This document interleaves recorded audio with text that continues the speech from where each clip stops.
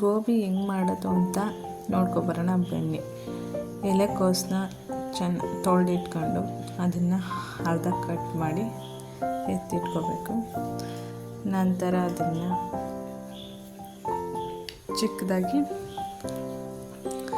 ಹೆಚ್ಚಿಟ್ಕೋಬೇಕು.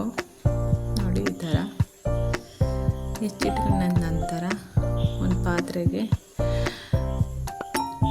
ಎಲೆಕೋಸು ಹಾಕಬೇಕು. ನಂತರ ಮೈದಾ 4 ಸ್ಪೂನ್ ಮೈದಾ,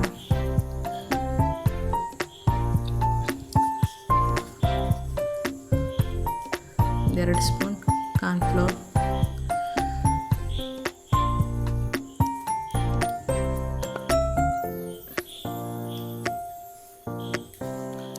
ಹಾಕಿದ ನಂತರ ಚಿಟಿಕೆ ರೆಡ್ ಚಿಲ್ಲಿ ಪೌಡರ್, ಚಿಟಿಕೆ ಗರಂ ಮಸಾಲ ಹಾಕಿ ಚೆನ್ನಾಗಿ ಮಿಕ್ಸ್ ಮಾಡ್ಕೋಬೇಕು.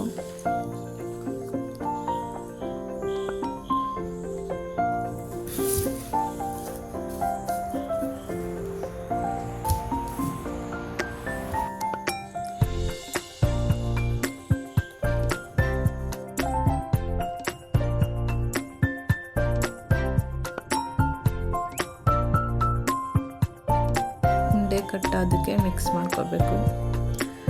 ನಂತರ ಎತ್ತಿಟ್ಕೋಬೇಕು. ಸ್ಟವ್ ಹಚ್ಚಿ ಬಾಣಲೆ ಇಟ್ಟು ಅದಕ್ಕೆ ಸ್ವಲ್ಪ ಎಣ್ಣೆ ಹಾಕಿ,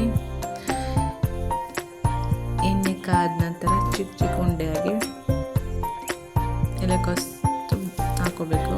ಗೋಬಿನ ಬೆಂದ ನಂತರ ಒಂದು ತಟ್ಟೆಗೆ ಎತ್ತಿಟ್ಕೊಂಡು